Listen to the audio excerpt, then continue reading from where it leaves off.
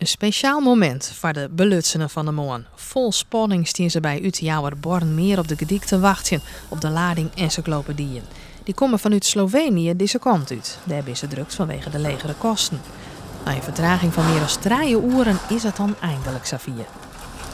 Prachtig, mooi. Ik ben helemaal onder de indruk. Het is geweldig. We zijn hier met het project Dwandewest en nu lezen de eerste exemplaren, die lezen er. En ja, daar krijg je een heel warm gevoel van. Maar liefst 8300 onderwerpen staan in de nieuwe encyclopedie. Nevens Tresor bleef dit naslagwerk ook in deze digitale tijd van groot belang. Aan de ene kant is een encyclopedie een soort foto van dit moment. Van hoe showen we in Friesland aan, wat vinden we belangrijk en vooral wat voor kennis en informatie willen we trooien om mensen van nu en om toekomstige generaties. Poppen dat is het betrouwbare informatie over Friesland. 200 zaakkundigen hadden erom meewerken.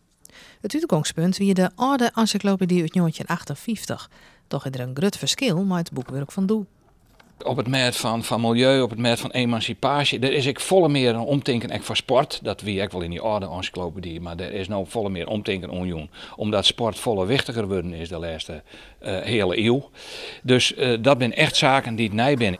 De encyclopedie is nog net digitaal beschikbaar. We hebben nou eerst het boek en in de toekomst dan gaan we digitaal verder, maar dat zal nog wat jaren dwarren. Want we willen dit boek in de rin van de tijd de komende jaren ombouwen tot een soort grote database met alle kennis van Friesland. Maar we zullen de eerste jaren nog even met het boek dwaarmaten.